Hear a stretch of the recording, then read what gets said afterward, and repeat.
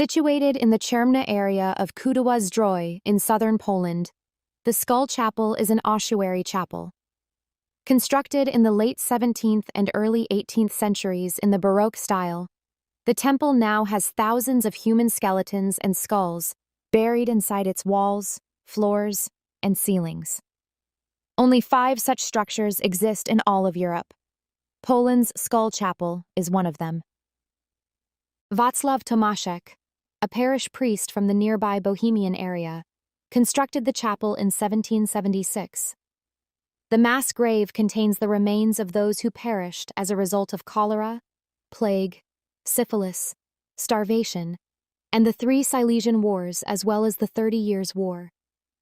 In the 18 years spanning from 1776 to 1794, Father Tomaszek, Sacristan J. Schmidt, and gravedigger J. Langer were all involved in the process of collecting, cleaning, and placing the bones of the victims in the chapel.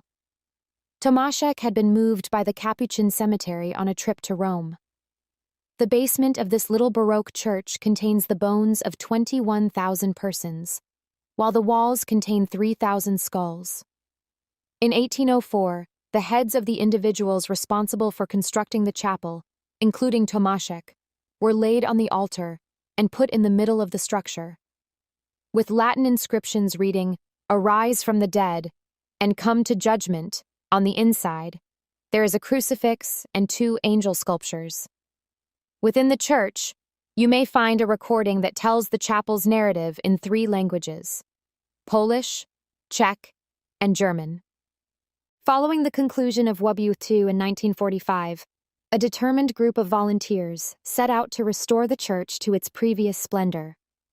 The Skull Chapel was promptly and triumphantly repaired, a testament to their perseverance. The Zofiówka Sanatorium, a mental health institution that was constructed in the Polish town of Otwock around the turn of the 20th century, is now closed. Additional structures and personnel were added to the sanatorium complex during the Second Polish Republic. The number of beds at Zofiówka expanded from 95 in the beginning to 275 by 1935. After Nazi Germany invaded Poland, the Jewish population of Zofiówka perished during the Holocaust. By the end of 1940, the institution had become part of the German-created medical zone within the newly formed Jewish ghetto in Otwock. Even though circumstances deteriorated considerably, the institution continued to function during the early phases of the occupation of Poland. As part of the Nazi genocide program, over 400 patients were condemned to a painful and drawn-out death by starvation. The ghetto in Otwock and Zofiówka both came to an end at the same time. The Ukrainian Traunikis, who were overseen by the Germans, herded the hospital workers and patients into the first pavilion on the morning of August 19, 1942. Following this, between 144 victims were shot in the spot. Along with the 7,000 Jews from Otwock, the remainder were loaded into the Holocaust train bound for Treblinka. A few of physicians made it to Warsaw via ambulance, but they were the only ones who made it out alive. Tragically, several employees took their own lives. Zofiówka became a charity care center in 1943, after serving the Germans as Lebensborn. The institution also cared for Polish children until they were adopted by German families, a practice known as forced Germanization. The original medical functions of Zofiówka were revived following the Soviet occupation, albeit the patients tended to be youngsters and youths. The facilities were used for the treatment of neuropsychiatric diseases linked to drug addiction from 1985 until the mid-1990s. That persisted until the conclusion was reached to formally shut it down. Czocha Castle is a mysterious and enchanting destination that draws in thousands of visitors each year. These visitors come to enjoy the beautiful surroundings, have an unforgettable experience, and learn about the castle's rich history. Constructed between the years 1300 and 1400, this magnificent castle harbors within its walls the secrets of a long and eventful history, beginning with the era of medieval knights and continuing through the chaos of war and into the present day. Czocha Castle, built in Lower Silesia on the banks of Leszniansky Lake, serves as both an architectural landmark and a living history museum. Guests may immerse themselves in the past as they explore the castle's stone halls and hallways. The medieval fortification of Czocha Castle has a history spanning more than 700 years and stands majestically over the waters of Lake Lesznia. It all started in the 13th century, when King Wenceslas III of the Czech Republic ordered the building of a fortified castle to guard the kingdom's borders. Among the many alterations that occurred to it during the years was the appropriation of its walls by the Sack family, who included Renaissance-style architectural details. The castle's defensive role lasted until the 19th century, when it started to become less important from a strategic standpoint. Ernest Gutsch, the new owner, began a massive restoration project that turned the castle into a stunning example of neo-Gothic design. Czocha Castle was also partly devastated during the Second World War. The good news is that it has been restored several times since then, restoring it to its original splendor. The castle is now one of Lower Silesia's most popular tourist destinations, drawing in thousands of tourists each year with its wealth of historical artifacts, exciting cultural events, and outdoor activities. Like many medieval fortresses, Czocha Castle conceals tales as hazy as the morning mists that roll in across the Elbe border. These urban tales have a dark allure that echoes the castle's lengthy past. Among these legends is that of the Knights Templar Grand Master, whose specter is said to haunt the castle in quest of the treasures stashed inside. Here we have the White Lady, the specter of a young woman whose tragic love affair led her to be doomed to a life of perpetual wandering within the walls of her once joyous home. Tourists have reported hearing her scream on even the stillest summer evenings and seeing her likeness in antique paintings. There are urban tales circulating regarding unknown rooms and secret tunnels at Czocha Castle. They encouraged guests to imagine themselves as explorers of hidden tunnels, solving mysteries that have eluded solvers for generations. Whether you want to explore by candlelight or join a unique night tour, the air is thick with intrigue. Poland has hundreds of mountains and hills named Wysoka Góra, also known as Wieliczka, meaning bald mountain. A bald mountain is linked to witches' gatherings and devilish Sabbaths in many Eastern European and Slavic legends, folklore, and cultures, as shown by Modest Mussorgsky's Night on Bald Mountain series. Today I will concentrate on two of the bald mountains in Poland, which are famed for their history and rich stories. In south-central Poland, the mountains of Wysoka Góra and Wieliczka are neighboring. The Świętokrzyski, Holy Cross mountain range, is the oldest in Poland and one of the oldest in Europe in terms of geology. One of the mountains, Święty Krzyż, Holy Cross, was named after a Christian monastery established on its peak in the 11th century. The monastery, one of the earliest in medieval Poland, gave the mountain, range, and eventually the whole Świętokrzyski voivodeship its name. The monastery's name, Bald Mountain, persisted in popular culture for decades, and many intriguing legends have been told about it. Folk stories from the 19th century suggest witches visited the Wieliczka mountain on Sabbaths throughout the year. Witches were thought to assemble on the mountain's peak and slopes, which are covered in a natural stone sea. They always lit a large fire and bowed to the Great Witch, their most powerful member. She nodded to welcome them and started a feast with hooves, eggshells, and skulls for drinks and food. They shared spell and decoction formulas and guidance. Then, Sordi and Biasi, demon companions in Polish, Slavic, folklore, joined them in dancing. Their feast ended as a rooster crowed. Sabbath and fire stories are based on genuine practices. Before Christianity came in Poland, Old Slavic ceremonies in June around the summer solstice included lighting large flames called sobotki. The ritual persisted for centuries in Wysoka Góra and Wieliczka, even centuries after Christianization. Fires on the Wysoka Góra were often banned by Polish monarchs such as Bolesław Chrobry, 11th century, and Kazimierz Jagiellończyk, 15th century.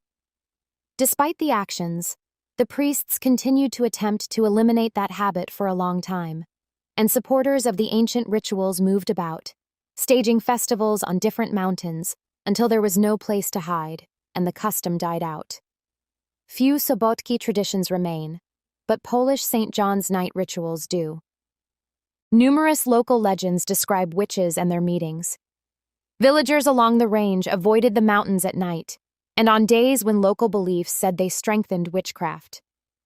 The mountain of Wysoka Góra is a significant historical site and a popular location for local legends.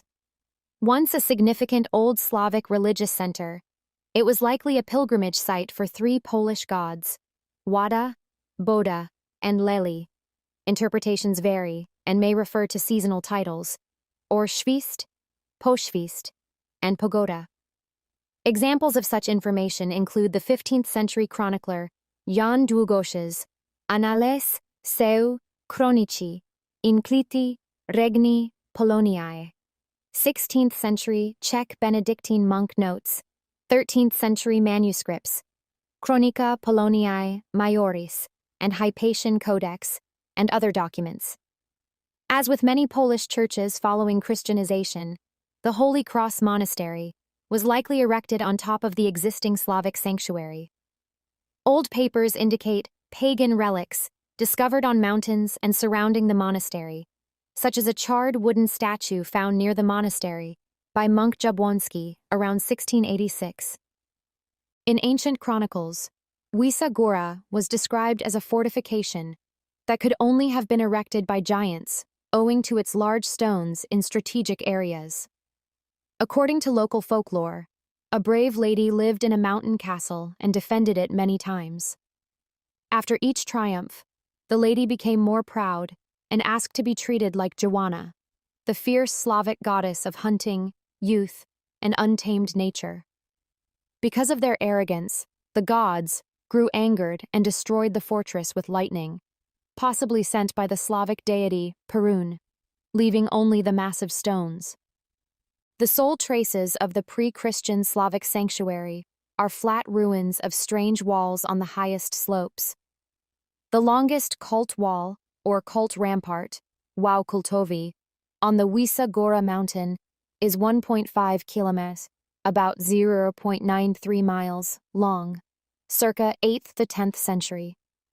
Archaeologists believe the wall's construction ceased around the time of Poland's baptism 966, and its incomplete condition indicates an abandoned idea for a pagan ceremonial edifice.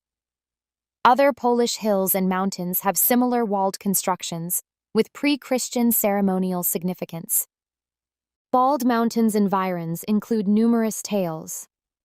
Outside Wysoka Góra, the settlement of Nowa Słupia is known for a stone figure outside the entrance to the Świętokrzyski National Park, which encompasses the mountains of Wysoka Góra and Wysoka. Local tales say the statue was a knight. During a journey to the Holy Cross Monastery on Wysoka Góra, he heard distant bells. He grinned. "They toll in my honor." Stone was his punishment for vanity. Legend has it that he advances 1 grain of sand every year to reach the monastery. His arrival to the monastery will mark the end of the world. 1970, the year was. For the goal of conducting research, a group of 12 individuals uncovered the grave of Casimir IV Jagiellon, which is situated inside the haunted Wawel Castle. A mere 3 years after the first study was conducted, 4 of the 12 researchers perished. In the years that followed, as microbiology became more prevalent, a journalist made the decision to investigate what exactly happened to these cursed researchers. It turned out that the opening of the tomb discharged a bacterium that ultimately proved to be deadly for those unfortunate individuals. According to the legend, there was a fearsome dragon that owned the land at the base of Wawel Hill. Wawel Cathedral and Wawel Castle are both located on the hill at the present time. There are bones that are said to have belonged to this enormous beast that are hanging on a chain in front of the cathedral. According to the mythology, the world will come to an end when the bones of the beast fall to the earth.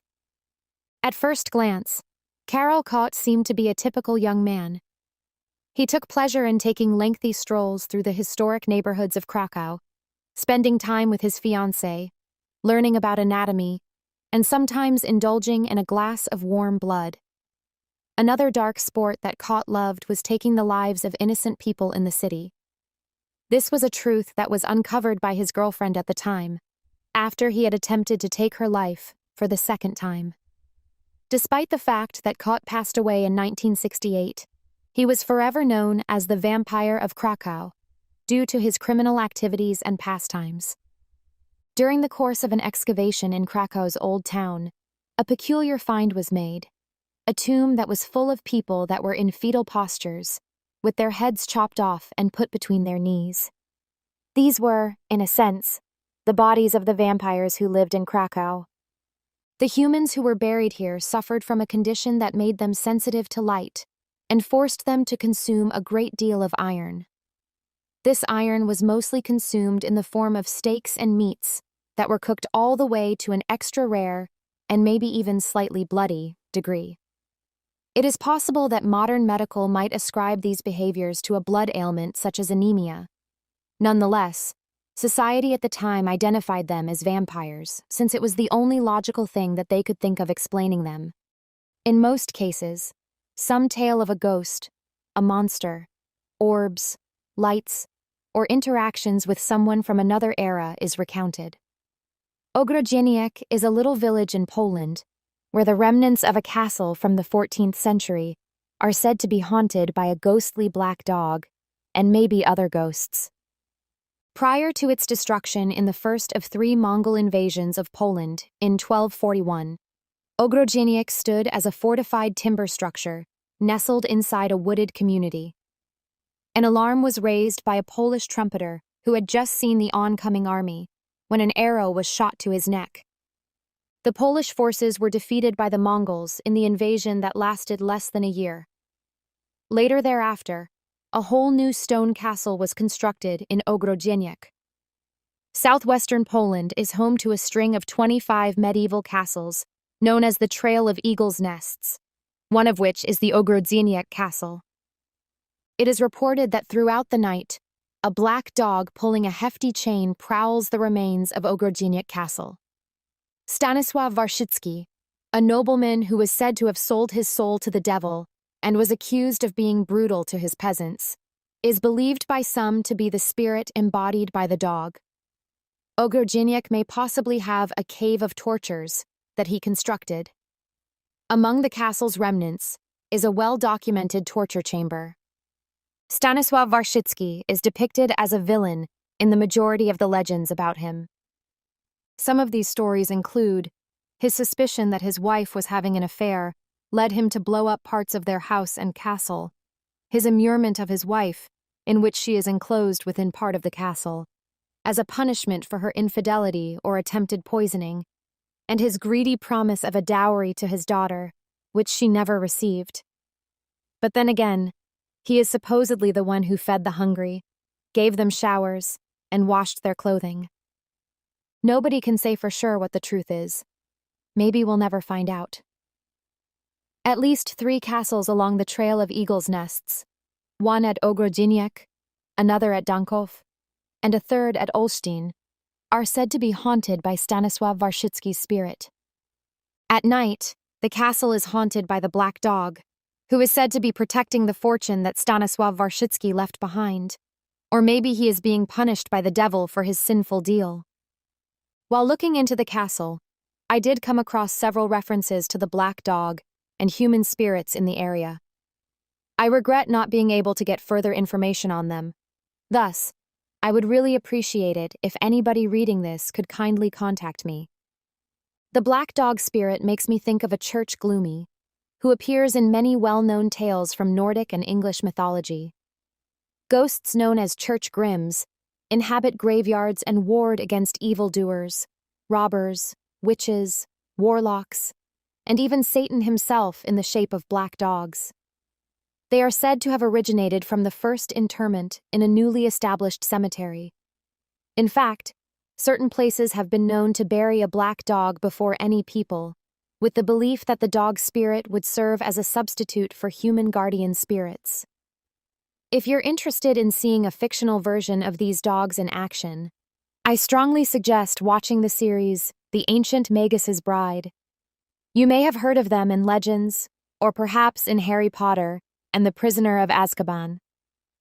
The Black Hound of Ogrodzieniec Castle and the Church Gloomy both seem to be protecting something, but their reasons for doing so couldn't be more different. Just beyond the graveyard, you'll find dozens upon hundreds of other tales involving black dogs from mythology all across the globe. It's no secret that many of these canines are associated with Satan and seen as wicked. It is widely believed that real English folklore served as inspiration for one of the most renowned novels ever written, Sir Arthur Conan Doyle's The Hound of the Baskervilles, which involves black hounds. Southern Poland, close to Krakow, is the town of Wieliczka, home of the famous Wieliczka salt mine. Is a salt mine located in the southern Polish town of Wieliczka, close to the city of Krakow. Sodium chloride was extracted from the upwelling brine there as early as the Neolithic period. One of the oldest salt mines in operation, the Wieliczka mine began production in the 13th century and continued until 1996. It was used to make table salt. The Royal Salt Mine was run by the Żupy Krakowski firm for all of its existence. Commercial salt mining ceased in 1996 as a result of declining salt prices and mine floods. In 1044, when a privilege was given by Casimir I, the first record of the mine appears. At around that period, monks began to gather salt. Gathering and processing brine that rose to the surface has been done for its sodium chloride concentration since the 13th century. Wells were sunk, and the first shafts were excavated to harvest the rock salt during this time. The construction of Saltworks Castle spanned the years 1330 and 1331. Now housed in Wieliczka is the Krakow Saltworks Museum. By bestowing several rights upon the Wieliczka salt mine and personally supervising its miners, King Casimir III the Great made a significant contribution to the mine's growth. Near the salt mine, he established a hospital in 1363. The legend goes that he transformed a wood-based Poland into a stone-based one by using an abundance of lumber from nearby woods for construction purposes. As early as 1871, the mine was already ranked among the world's most prolific. At around the same period, Scientific American distinguished between three distinct salt grades. The green salt was opaque and included clay. The salt from Spiza was both crystalline and sandy. The crystallized, most pure salt was Shibik salt. The mine's functioning included the excavation of several chambers and the installation of numerous technologies, such as the Saxon and Hungarian horse treadmills, which were used to transport salt to the surface. The extraction of salt had progressed to the point that machine drills and blasting were used by the late 1890s. In 1915, the wage for salt mine workers was set at 20 cents per day. The German occupiers used the mine as a subterranean factory for war materials throughout World War II. The Wieliczka salt mine was first included to the UNESCO World Heritage List in 1978. For the years 1989 to 1998, the mine was listed as one of the world's most endangered cultural sites. This was because, after mechanical ventilation was implemented in the late 19th century, the sculptures were in grave danger of being damaged by the humidity. The Wieliczka mine is linked to a tale about Princess Kinga, who was a Hungarian princess who was due to be wed to Bolesław V the Chaste, Prince of Krakow. Since salt was highly valued in Poland, she requested a lump of salt as part of her dowry from her father, Bela IV of Hungary. While she was a little girl, King Bela of Matamoros brought her to a salt mine. Before she left for Poland, She tossed her engagement ring from Bolesław down one of the shafts. Upon reaching Krakow, she instructed the miners to dig a deep hole until they reached a rock. There was a lump of salt that the people found. After splitting it in half, they found the princess's ring. As a result, Kinga had become the patron saint of salt miners in and around the capital of Poland. Several thousand Jews were moved from the Plazo and Mielek forced labor camps to the Wieliczka mine in March and April 1944, so that the Germans could build up their subterranean weaponry complex. Approximately 1,700 inmates were housed in the mine's forced labor camp at St. Kinga Park. But since the Soviet attack was drawing close, production never started. From the Regis shaft, several pieces of machinery were removed and brought to Libanau in the Sudetes Mountains. Among them was an electrical hoisting machine. After the war ended in the fall of 1945, some of the gear was returned. The Jewish people were sent to industries in Linz and Litomierzyce. In the first round, which took place on September 16, 1994, the mine was recognized as one of Poland's official national historic monuments, Pomniki Historii. The National Heritage Board of Poland is responsible for maintaining its listing. The adjacent historic Bochnia salt mine was planned and approved in 2010.